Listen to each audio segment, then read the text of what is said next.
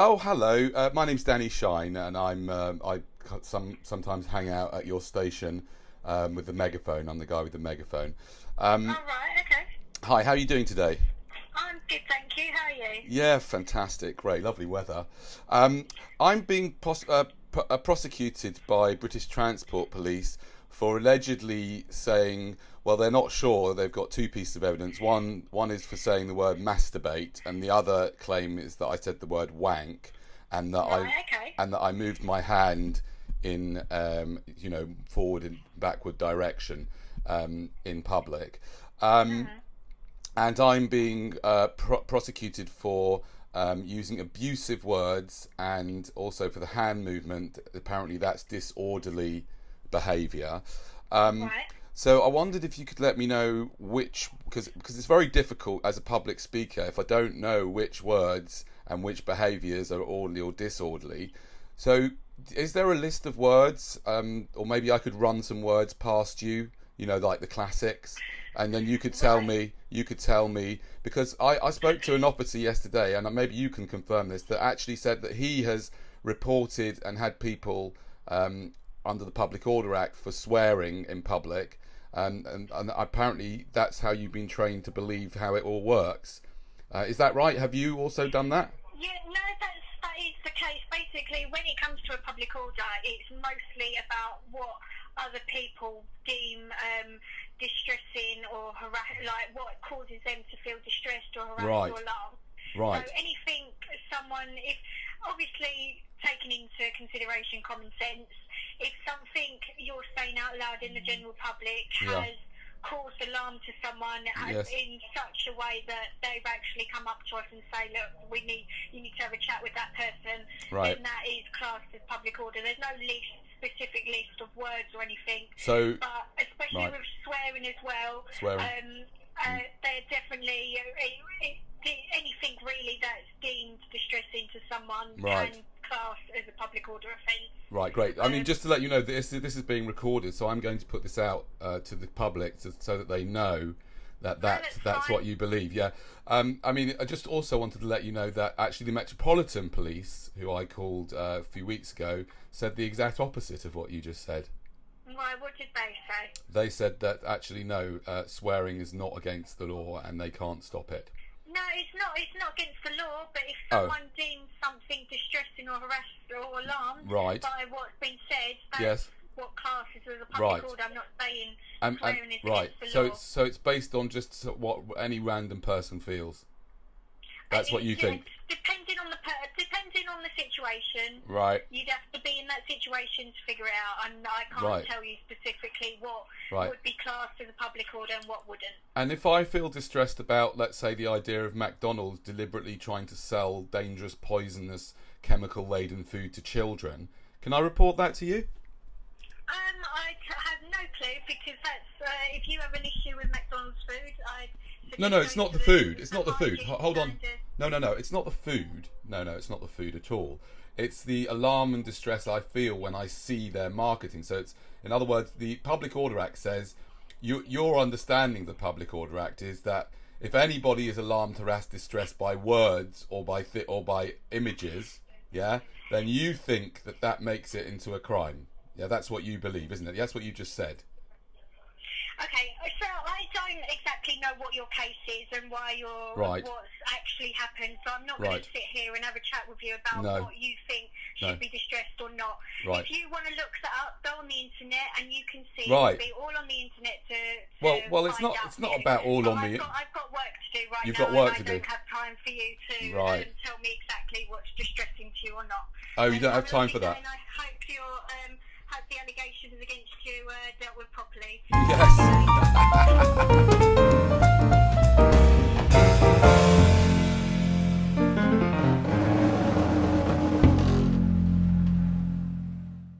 Hello, wonderful people on this amazing planet at this wild time. What an interesting time to be alive, just reminding you. I wanted to give you an update on the court situation. So, I was informed about, I don't know, a week before the date that the officer who reported me was on holiday at that time. So they didn't come up, British Transport Police didn't come up with this information in the time they were meant to. They were given a month, I think, or 2 weeks or a month, and they didn't come up with it. So I got to court knowing that the chances are that it's going to be adjourned. Now, there were about 8 people who turned up to watch the proceedings, and walked into the courtroom, and there was a woman sitting up there on the bench acting as a judge, I assume, though I didn't check it out, I probably should have. And then there was a young man just out of law school, which is where they send all the new recruits to like break their teeth on silly cases in Hendon Magistrates Court. And he was there prosecuting me, and then there was the clerk, and then the 8 people watching. And one of the people watching was an interesting guy I'd never met before, who'd seen some of the videos, and he had a very interesting view on the whole scene. I wouldn't call him a free man on the land type. He was an independent thinker, but lots of sort of similar thoughts to that kind of thinking. Looked into the sort of history of the law, was very interested in the words used there, and he offered to sit next to me in court, so he did, and whispered in my ear various things. And a couple of things that I asked the woman sitting up there, and one of them was, had I caused any harm? Had I, who had I harmed? Had I caused a breach of the peace? And she said, no, you've harmed society, right? That's what she said.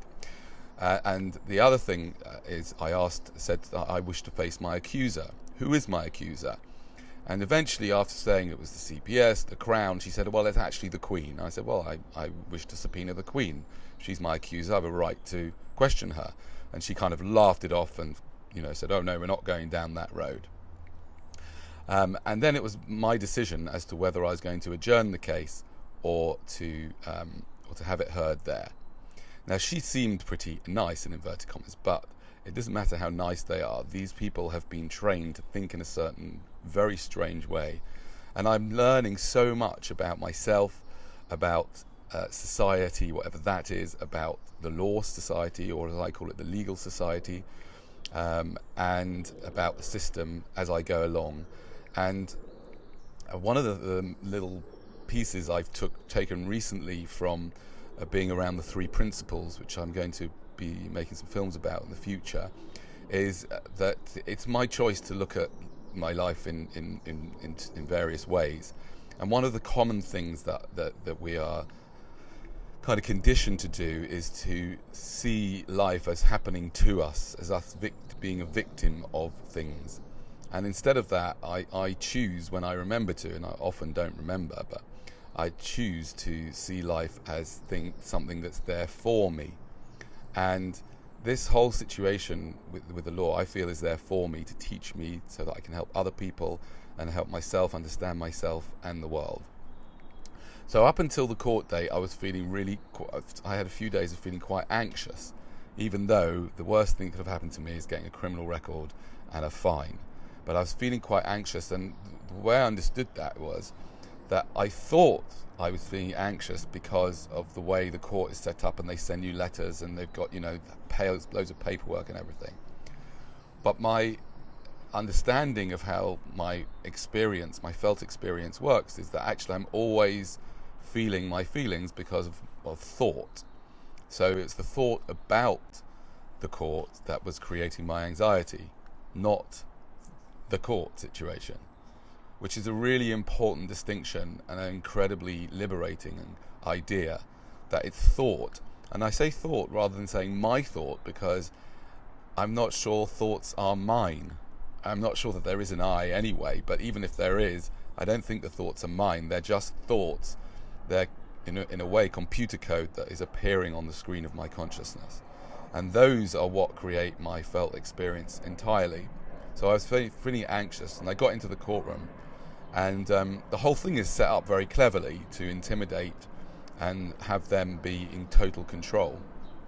And they allow themselves to, the judge allows the prosecution to screw up, to do things not in time, but we're not allowed to do that. So that's kind of unfair. So this guy was on holiday, so I decided to adjourn the case until he can be back on holiday, which is in 3 weeks' time. So I invite you to put that into your diary, the 27th of June. I cannot stress this more, people, that I really think that we are missing huge opportunities for entertainment and education all rolled into one by not going to magistrates and crown courts, whenever you can. You have the most amazing theatres all around the country called courts, and they have multiple shows. They have morning shows, they have matinees, and you can learn so much and also have a great time by going to these things. So I really encourage you to go and to understand and see what's happening. Speak to the people in there. Speak to the people who are being accused of things. Find out what they're being accused of. Speak to the people that work there. Watch what goes on there. It is so fascinating and such a great education. So I really encourage you to do that and to come along on the 27th. The City of London Magistrates Court is a really interesting place. I've been there before, up against these people before. They all dress in robes.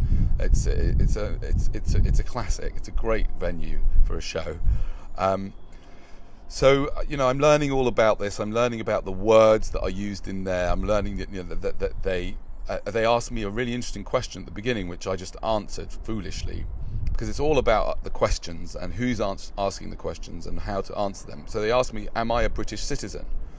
Now, if they ask me that next time, I'm going to ask them, A, what is a British citizen? What does that mean? And B, why have they asked me if I'm a British citizen? So the guy that was with me said, well, the reason why they asked you is so that they could get you to sort of consent to be part of their ridiculous rules. And what they're actually accusing me of, if I understand it correctly, and again, this is another thing, they throw this rule book at you. They don't even tell you which words that you have transgressed unless you push them to it. So I asked them in court, what exactly have I done? They said, well, you've used abusive words, which again, they can't decide whether it's wank or masturbate, and disorderly behaviour, which is this, according to them, is disorderly behaviour. I mean, I think this is more like disorderly behaviour. Do you know what I mean? If you tried to do that to a bull, then that's fair enough. That might be a bit painful.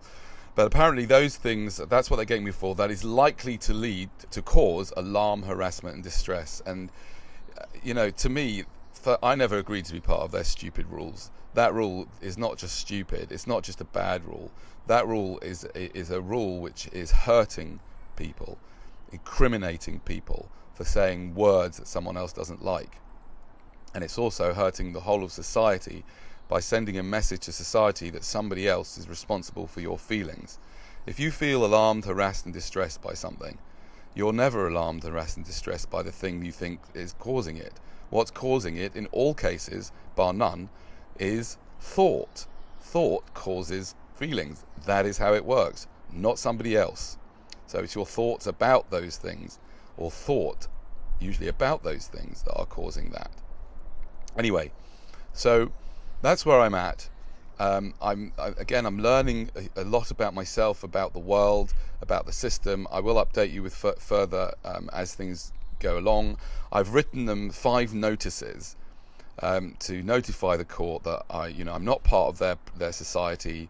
This is an unfair trial, because I said I wish to face my accuser, and she said it was the Queen. The judge said it was the Queen, in which case that's an unfair trial, because the Queen is being represented by the Crown Prosecution Service and the Queen chooses the judge. So how can that be a fair trial? So I've sent a notice into the court saying that's an unfair trial. And another thing I forgot to mention is that a few weeks after this terrible crime of saying, actually the word I said was jerk, I've got the footage of it, but I'm not going to give it to them. I've got the footage, I said jerk, and I did go like this, right? But after a month, the officer who extorted my details off me, threatening me with arrest, so he tried to give me a PND, which is a public notice, public disorder notice, something like that, I think it's called. And he was one trying to get £90 out of me for using vulgar words and vulgar gesticulations. So that's what he tried to do, which is, quite funny, because like free speech, that is expensive. £90 for saying jerk and going like that. If I'm gonna give them 90 quid, do you know what I mean? I want to get a bit more value out of that. Anyway, ladies and gentlemen, I'm going to leave it there, good people. And in the comments, I'd love to hear what you would say if you knew £90. What would it be?